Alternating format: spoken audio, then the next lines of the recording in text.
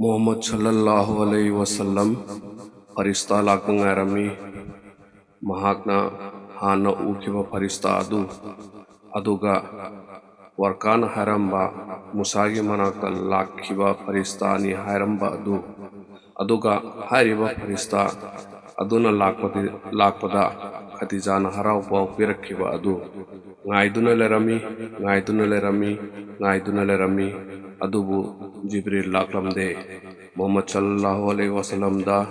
laipau amata laklamde thamoi waba hengalakkammi matam masida aina kari tawgani miyam da karamna lauthokani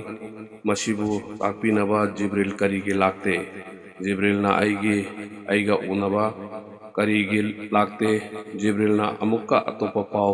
kari gi puraktari bano Muhammad sallallahu alaihi wasallam yamna warami mamai mamsillami nok charamba tamoi adu kappa horaklammi bibi khadija su allah ki rasul na wariba asunna warami mahaksu Muhammad sallallahu alaihi wasallam gi khanbi bada yamna wajarami aing nungthil ani makta wajarami adubu awaba adu lakshillami mahaki thamoida wajareba adu maithongda utlamde angambi thakta thawgatlami amasung ingthana leinabagidamak haijarami Muhammad sallallahu alaihi wasallam amukka gare hira chappa horami ahin nuthil mafam aduda lerami ibadat torami aduga mahaki mapuda harami o aigi mapu nangna aibu nabi sem khare adubu karino hujik taurisibo nangna aibu karigi thadopire wabana thamoi asi chakthekle chingi chingkhongda kocha chatuna khangi aduga kariguma kanda chingi matona kakali aduga khale masidagi chong tharaga thawai thaduk lasira tang laksida Jibril alayhi salam laglaga Muhammad sallallahu alaihi wasallam bu ingthana leina baharami Muhammad sallallahu alaihi wasallam achumba mak nak Allah gi nabini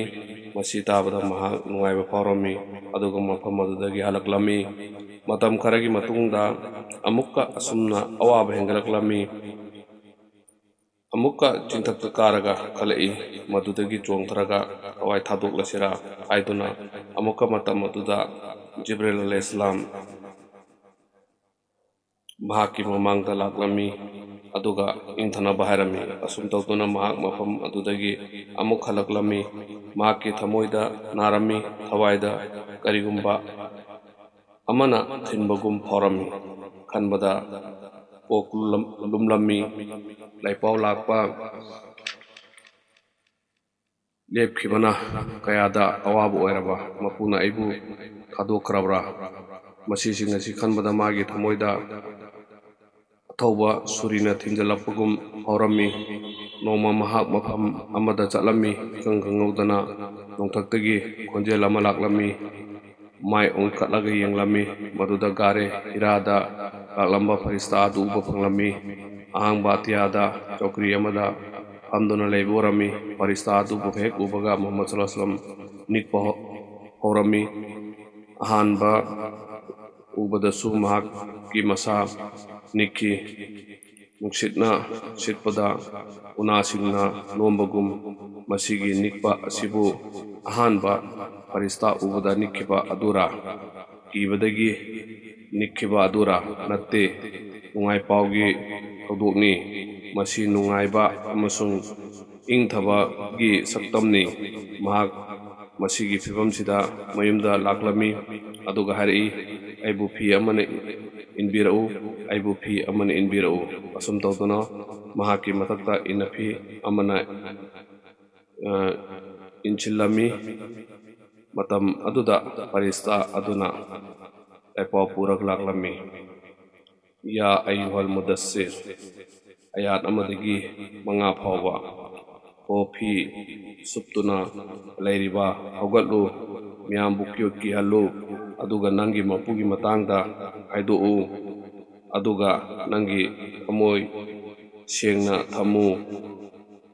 sirki amangba adudagi tongana layu mahaki thamoi ingtharami thamoi leitarami masa nungaiba phawrami ꯆꯤꯡꯅꯕ ꯀꯣꯛꯂꯝꯃꯤ ꯑꯋꯥꯕ ꯀꯣꯛꯂꯝꯃꯤ ꯈꯗꯤꯖꯥꯒꯤ ꯃꯇꯥꯡꯗꯗꯤ ꯍꯪꯗꯅꯁꯨ ꯀꯥꯟꯅꯔꯔꯣꯏ ꯃꯥꯒꯤ ꯊꯃꯣꯏ ꯒꯨꯂꯥꯞꯀꯨꯝ ꯑꯣꯏꯈꯤꯔꯝꯃꯤ ꯑꯗꯨꯒ ꯃꯃꯥꯏ ꯉꯥꯟꯊꯣꯛꯂꯝꯃꯤ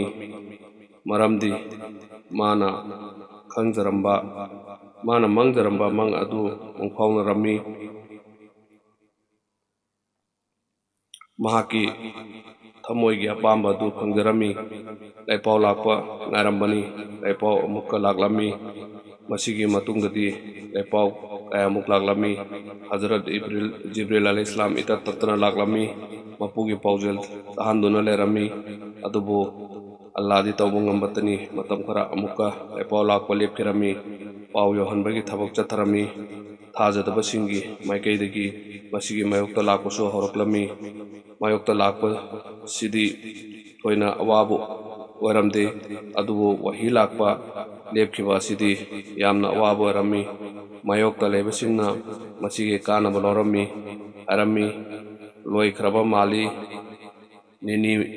ꯃꯔꯤꯅꯤ ꯑꯁꯃꯥꯟꯗꯒꯤ ꯋꯥꯔꯤ ꯁꯥꯟꯅꯔꯝꯕ ꯖꯤꯕ꯭ꯔꯤꯜ ꯂꯥꯛꯂꯝꯃꯤ ꯆꯠꯈꯤ ꯑꯗꯨꯒ ꯑꯃꯨꯛꯀ ꯃꯥꯡꯈ꯭ꯔꯦ ꯋꯥꯔꯤ ꯋꯥꯇꯥꯏ ꯂꯣꯏꯈ꯭ꯔꯦ ꯑꯗꯨꯅ ꯃꯔꯨꯞ ꯃꯨꯍꯝꯃꯗ ꯁꯜꯂꯜꯂꯥꯍꯨ ꯑꯂꯩꯍꯤ ꯋꯁꯜꯂꯝ ꯑꯁꯨꯝ ꯈꯟꯕꯗ ꯅꯪꯒꯤ ꯃꯄꯨꯅ ꯅꯪꯕꯨ ꯁꯥꯎꯈ꯭ꯔꯕ ꯃꯥꯜꯂꯤ ꯃꯔꯝꯗꯤ ꯍꯟꯗꯛ ꯃꯔꯛꯁꯤ ꯅꯪꯒꯤ ꯃꯄꯨꯅ ꯅꯪꯒ ꯎꯅꯕ ꯄꯥꯝꯗ꯭ꯔꯕ ꯃꯥꯜꯂꯤ ꯂꯥꯏꯄꯥꯎ ꯂꯥꯛꯇꯕ ꯑꯁꯤꯗꯤ ꯑꯗꯨꯝ ꯊꯣꯛꯂꯤꯕꯅꯤ ꯑꯗꯨꯕꯨ ꯃꯁꯤꯗ ꯊꯥꯖꯗꯕꯁꯤꯡꯅ ꯅꯣꯛꯅꯔꯤ ꯃꯁꯤꯗ ꯃꯨꯍꯝꯃꯗ ꯁꯜꯂꯜꯂꯥꯍꯨ ꯑꯂꯩꯍꯤ ꯋꯁꯜꯂꯝ ꯊꯋꯥꯏ ꯋꯥꯔꯝꯃꯤ ꯑꯗꯨꯕꯨ ꯏꯀꯨꯏ ꯀꯨꯏꯗꯅ ꯍꯖꯔꯠ ꯖꯤꯕ꯭ꯔꯤꯜ ꯑꯂꯩꯍꯤꯁꯁꯂꯥꯝ ꯂꯥꯛꯂꯝꯃꯤ ꯂꯥꯏꯄꯥꯎ ꯄꯨꯔꯛꯂꯝꯃꯤ ꯋꯠꯖꯨꯍꯥ ꯋꯜꯂꯩꯂꯤ ꯁꯨꯔꯥ ꯗꯨꯍꯥ ꯅꯨꯃꯤꯠ ꯌꯨꯡꯗ꯭ꯔꯤꯉꯩꯒꯤ ꯀꯁꯝ ꯑꯃꯁꯨꯡ ꯑꯍꯤꯡꯅ ꯃꯥꯂꯦꯝ ꯑꯁꯤꯕꯨ ꯁꯥꯟꯇꯤꯅ ꯀꯨꯞꯁꯤꯜꯂꯛꯄꯒꯤ ꯀꯁꯝ ꯑꯣ ꯄꯥꯎ ꯄꯨꯕ ꯅꯪꯒꯤ ꯃꯄꯨꯅ ꯅꯪꯕꯨ ꯊꯥꯗꯣꯛꯄꯁꯨ ꯅꯠꯇꯦ ꯄꯦꯟꯗꯕꯁꯨ ꯅꯠꯇꯦ ꯑꯗꯨꯒ ꯅꯪꯒꯤꯗꯃꯛꯇ आखिरना दुनियादगी हेना फगनी सोयदनमक इकुई कुइदना नंगी मपूना नंगोंदा मरांग कायना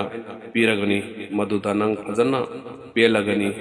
महाकना नंगबु यतिम ओइना फंगिद्रब्रा अदुदगी लेफम पीकी अदुगा महाकना नंगबु मांगना फंगिदब्रा अदुदगी लमजिंग बिकी अदुगा महाकना नंगबु लेतलायर ओइना फंगिदब्रा अदुदगी इनाकुलन बिकी मरम अदुना यतिमबु थौसादब तौगनु मतेंग नीबा मीबु इंथोकनु अदुगा नंगी मपुगी तेंबांग अचानपोट लियु लौथोउ अल्लाह अल्लाह मपु महाकना मोहम्मद सल्लल्लाहु अलैहि वसल्लम साउकिदुना महाकु थादोखिबा नते मदुगी महुत्ता रहमत थौजाल योमसिनबिरी नुंसी हैबना नुंगाई हनबिरे मतम अदुदगिदी लेपाउ तोइना लाकपा हौरमी मोहम्मद सल्लल्लाहु अलैहि वसल्लम की मनाक्ता जिब्रील अलैहिस्सलाम लाकलमी माकु अल्लाह की वहायसिंग तहली अदुगा करी तौगदबनो हाइबदु हाइबिरमी अदुगा करम तौगनी हाइबदुसु ताकबिरमी हजरत जिब्रील अलैहिस्सलाम ना हाइदोपिरमी करमना तौगनी करमना वजू तौगनी करमना नमाज पांथोकनी नोमा मोहम्मद सल्लल्लाहु अलैहि वसल्लम मक्कागी ahangba mafam amada leirami jibril alaihissalam lakami maki mamangda wadu tawrami aduga hairami karigumba namas pangthokke hairabadi asum tawduna hakchang sengdou muhammad sallallahu alaihi wasallam nasu asumna wadu tawrami muhammad sallallahu alaihi wasallam nasu asumna namas solami masigi matungda jibril alaihissalam chatkerami muhammad sallallahu alaihi wasallam khadija gi manakta laklami maki mamangda wadu tawrami aduga hari namas sonabagi damak hakchang sengdoknabagi mong masimakni bibi khadija nasu asum tawduna wadu tawrami madui matungda muhammad sallallahu alaihi wasallam namas ki damak lepkhirami bibi khadija asu muhammad sallallahu alaihi wasallam go loinana namas solami